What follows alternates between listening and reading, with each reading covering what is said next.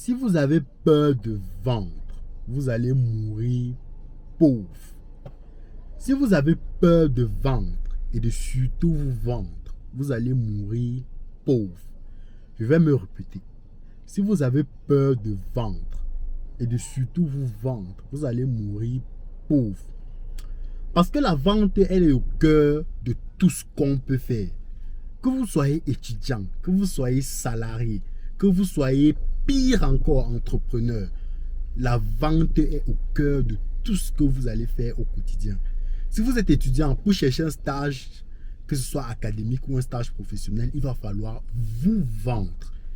Si vous êtes un salarié, il va falloir vous vendre au quotidien pour continuer d'avoir de la valeur auprès de votre employeur.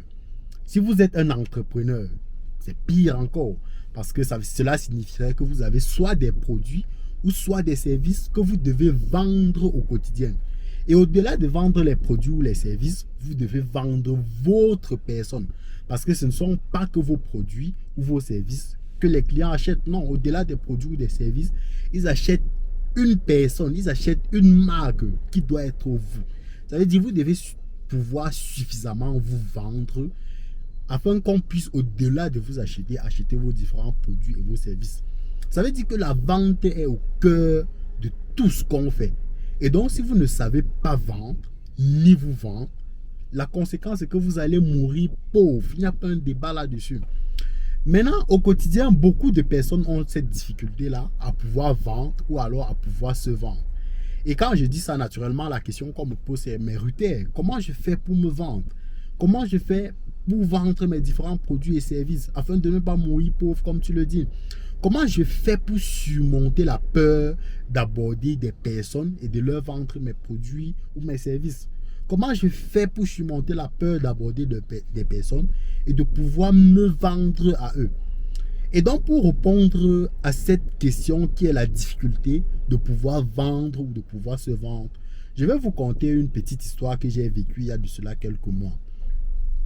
Alors, nous sommes un dimanche soir, autant pour moi, nous sommes un dimanche soir. J'ai un rendez-vous avec un de mes clients au siège de la Startup Academy, notamment à 18 h. Et notre rendez-vous, on discute pendant plus d'une heure de temps. Et donc, je quitte le siège de la Startup Academy vers 19 h. Alors, à l'époque, le docteur faisait ce qu'il appelle les causeries du dimanche, qui sont en réalité des directs qu'il faisait sur sa page Facebook. Malheureusement, sa page est bloquée actuellement. Peut-être vous avez cherché en ligne et que vous ne retrouvez plus la page. La page est bloquée actuellement, malheureusement. Et donc, à l'époque, le docteur faisait ce qu'il appelle les causeries du dimanche.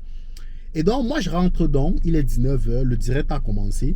Et naturellement, comme à l'accoutumée, j'ai décidé de suivre le direct. Mais d'habitude, je suis le direct ou des formations. Ça peut être le direct, ça peut être des différentes formations. Parce que vous allez régulièrement me voir avec les écouteurs. Généralement, je suis soit en train de suivre une formation, je suis soit en train de suivre un direct, je suis soit en train de suivre des vidéos pour me former. Bref, c'est assez courant chez moi. Et dans ce jour, j'avais des écouteurs comme ceux-ci. Malheureusement, c'était déchargé.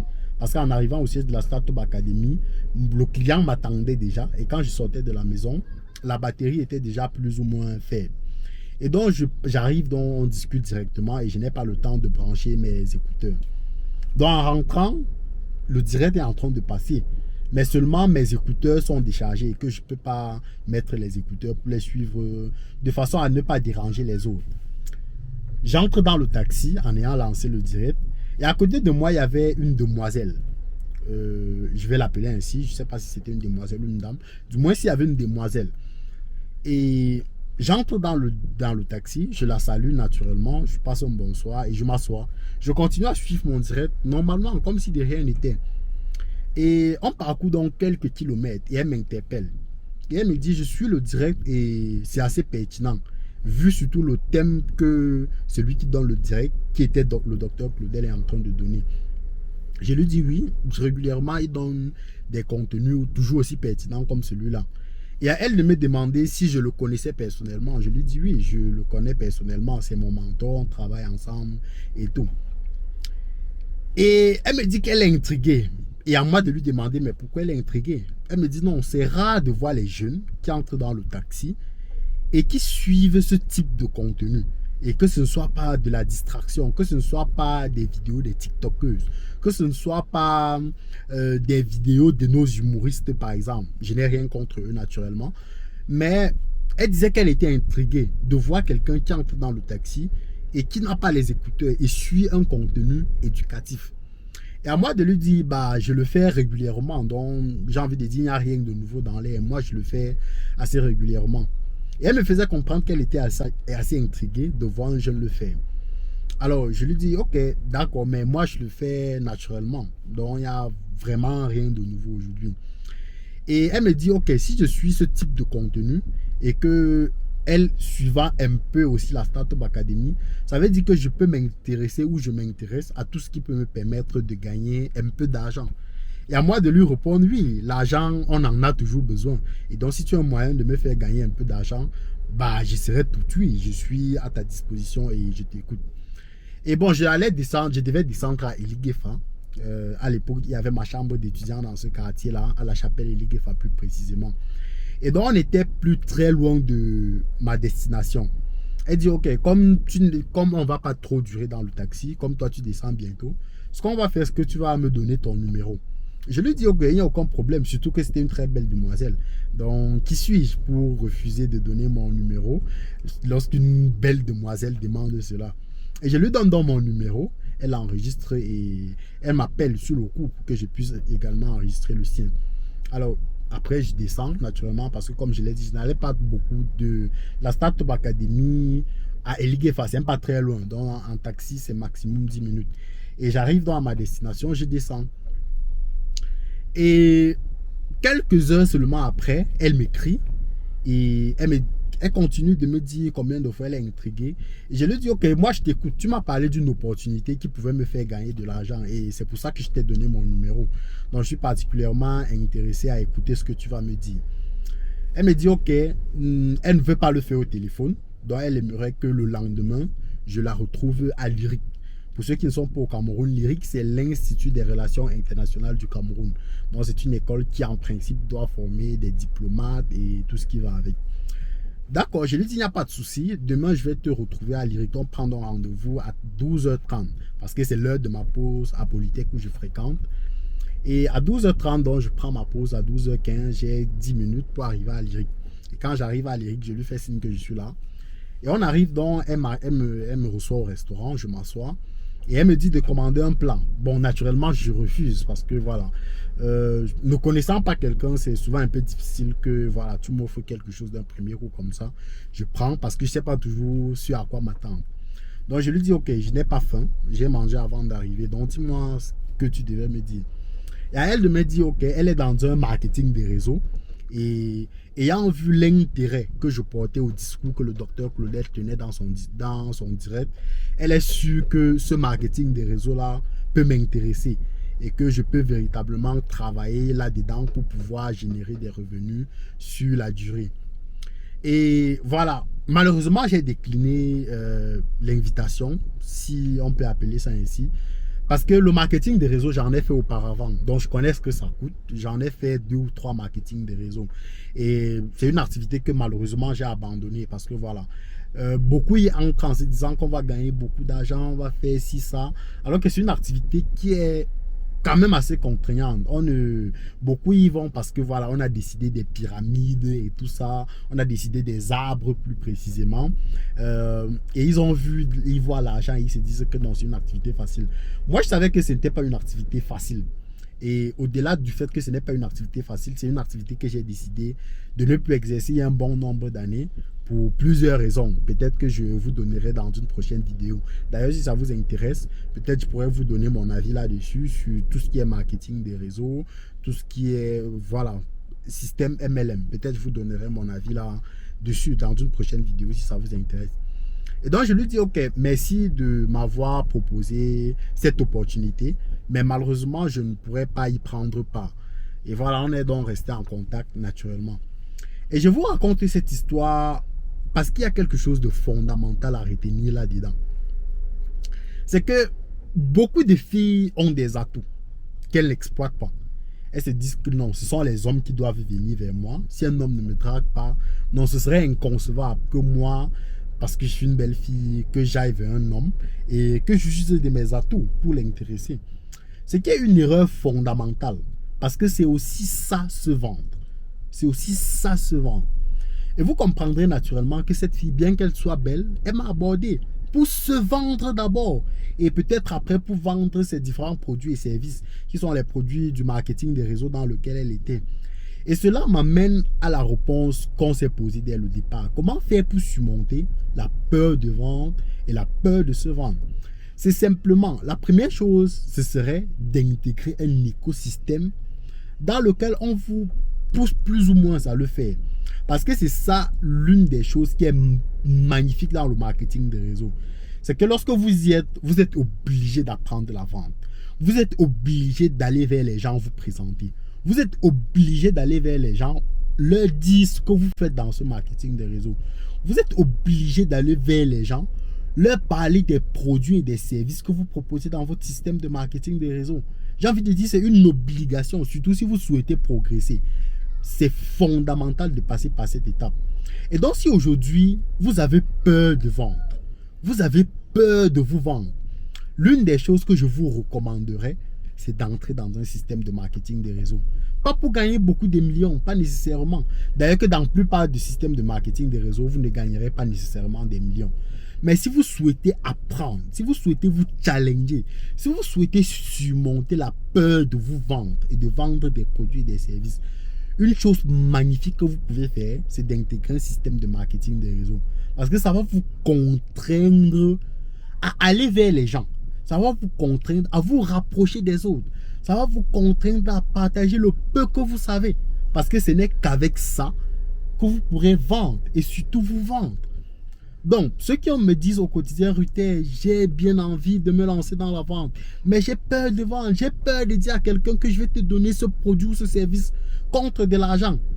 Intégrer les systèmes de marketing des réseaux, parce que c'est un carburant fondamental pour pouvoir traverser cette difficulté-là. Et maintenant, pour ceux qui sont déjà dans des systèmes de marketing des réseaux, ou qui ne le sont même pas du tout, et qui aimeraient intégrer un autre écosystème que celui-là, l'autre chose que je peux vous recommander, c'est de devenir vendeur au scénic. Parce qu'en devenant vendeur au scénic, comme j'aime le dire, le plus important n'est même pas que vous vendiez nos produits et nos différents services. Ça, ce n'est pas le plus important. Le plus important, c'est que vous puissiez surmonter cette peur de vendre, cette peur de vous vendre. Et que vous puissiez apprendre au-delà de vendre, d'apprendre à vous vendre vous. Parce que c'est ça qui est fondamental. Parce que moi, j'aime souvent le dire à mes camarades. Aujourd'hui, je suis convaincu que je peux arrêter Polytech aujourd'hui. J'ai envie de dire, je suis à Polytech pas parce que fondamentalement il y a une connaissance là-bas qui m'intéresse. Non, il n'y a plus de connaissances à Polytech qui m'intéresse. Si j'y suis même, c'est encore parce que voilà, je dois satisfaire quelques contraintes familiales. Sinon, si ça ne dépendait que de moi, j'aurais certainement abandonné cela depuis. Mais aujourd'hui, je suis convaincu que peu importe l'écosystème dans lequel je suis, je vais m'en sortir. Parce que j'ai la compétence fondamentale, j'ai la compétence indispensable que toute personne ou toutes les entreprises recherchent, qui est la compétence de savoir vendre, que ce soit des produits ou des services, mais qui est surtout la compétence de savoir se vendre auprès des autres, de donner une image qui intéresse les gens, de pouvoir aller vers des boîtes, donner un discours de 2-5 minutes et qu'on se dise oui, c'est avec celui-ci que je veux travailler. Parce que vous avez pu être captivant. Votre message a pu être accrocheur. Et qu'on se dit, avec celui-ci, on peut avancer. Donc, si aujourd'hui, vous avez des difficultés à vendre, des difficultés à vous vendre, des difficultés à vendre votre personne, l'autre chose que je vous recommande, c'est de devenir vendeur du scénic. Parce que ça va vous permettre, au-delà de peut-être pouvoir gagner un peu d'argent pour subvenir à vos besoins quotidiens, de progresser tant sur un plan intellectuel, tant sur un plan psychologique, tant sur un plan mental. Et surtout, au sortir de là, vous aurez appris l'une des compétences qui est fondamentale à notre époque. Celle de pouvoir vendre des produits et services, mais surtout de vous vendre vous. Parce que tant que vous ne serez pas capable de vendre votre personne, vous allez mourir pauvre. Donc, apprenez la vente, surmontez votre difficulté de vente, parce que c'est fondamental pour s'en sortir au 21e siècle. Je vous donne rendez-vous dans une prochaine vidéo. Bonsoir. Vous voulez savoir l'histoire de ma vie? J'ai décidé de raconter mon histoire. C'est le chemin de ma vie. CJN. L'histoire a commencé, 15 décembre il faisait froid. Petit gosse enchanté, dans la nuit suçant les doigts. Mon enfance a débuté dans un jardin à l'étroit. Dans la cour de récré sans cesse, mise à l'écart. Enfant de mon état, j'ai perçu cette entrave comme un rejet inoubliable. Et j'ai bravé cette enclave. Au primaire déjà frais, en CFA toujours au quai. Rien dans la tête à part le game et l'école satisfait. Dans ma vie j'ai appris à toujours suivre mes envies. Ne pas subir ce que je vis, me contenter de ce qu'on me dit. Toujours au top, pas de soucis, mon talent bloque, pas de mépris. Je maîtrise, pas de bêtises, situation stable, pas de litige. Et quand je ferme les yeux, je regarde vers les cieux. Je ne pense plus qu'à ceux qui me soutiennent, merci à eux. Mon cœur étend depuis l'enfance, rien à foutre de ta plaisance. Simplifie pas ma souffrance, délivre ma plume comme une offrande. Comme une étoile, je ne cesse de briller. Le chétan a fini de m'extirper mon pilier. Au secondaire, j'ai su garder mon idée. Toujours frais, toujours prêt, affûté, aiguisé, élève cool. Jamais dans la cour de récré, mais oublié dans ses pensées. Isolé, disposé, enchaînant des déceptions d'amour, désolé d'avouer ce mal qui me hante, me permet d'avancer. La famille, j'en suis resté accroché. Mon daron, ma daronne, toujours là à mes côtés. Mes frères et sœurs, je les aime, je les adore. Ils comptent sur moi depuis l'enfance et ils n'ont pas tort. Je saurais toujours leur démontrer comme un accord cette conscience érigée au plus profond de mon corps. L'avenir est obscur, je le sais, c'est dommage, désaccord. Inquiet mais dans la tête, satisfait, je prends la zik comme un crime. Trop d'MC que je décime. Et si tu penses que je frime, c'est juste l'Afrique qui m'opprime. Y'a du spirit dans mes rimes et du trafic quand je trime. Plus de l'éthique dans mon style, crée la panique dans l'usine. Trop de sadiques dans ma team et c'est logique que je prime. Les rappeurs qui restent dignes, qui ne baissent pas leur jean, qui s'abaissent face au king, qui progressent malgré Ying. Ça m'obsède, pourquoi je mime, rien à foutre si ça t'opprime. Dans ma coquille enfermée, estampée de liberté. Le liquide, suis noyé, des entrailles, suis passé. Encore jeune, déjà frais, les obstacles j'ai bravé. Accueilli dans une crèche, pas du genre à se lasser. Inquiété dans l'esprit, mais si vague dans les idées. Tout petit on m'a appris, te soucie pas c'est le cliché. Tapis-toi pas au visé, t'exècres pas au fichier. T'irrites pas s'il te plaît, ce sont tes sœurs, tes refrains. Dès l'enfant j'ai connu une croissance impeccable. Toujours présent auprès de moi, même quand tout est macabre. Je les porte au fond de moi, sur mes tours verticales. Au sommet de ma pensée, sans doute le but de mon passage. Dès la connaissance de cette nouvelle, j'ai resserré la ficelle qui nous lie entre celles qui nous donnent bien des ailes. M'empêche de retrouver ma peine, qui me hante durant la scène, m'empêche de rencontrer ma haine, qui me plante pendant ma traîne. Nostalgique dès le départ, paraplégique à l'arrivée. Ma douleur s'est estompée et m'a laissé me déployer pour exprimer mon amitié à cette enceinte enchantée, à mes sœurs adorées, à mes refrains appréciés, à ceux qui m'ont donné la clé pour contempler cette beauté si belle et si douce que je contemple durant ma douche. Sur un tableau d'eau mûr, penché tout droit sur mon cœur, je ne cesse de remercier mes ancêtres pour leur pitié qui m'ont permis de conserver ce collectif si prisé. De tout arbor dans les cités, de prime abord c'est le cliché. Souris d'abord pour leur gaieté, solide accord de ma pensée. CJN, yeah.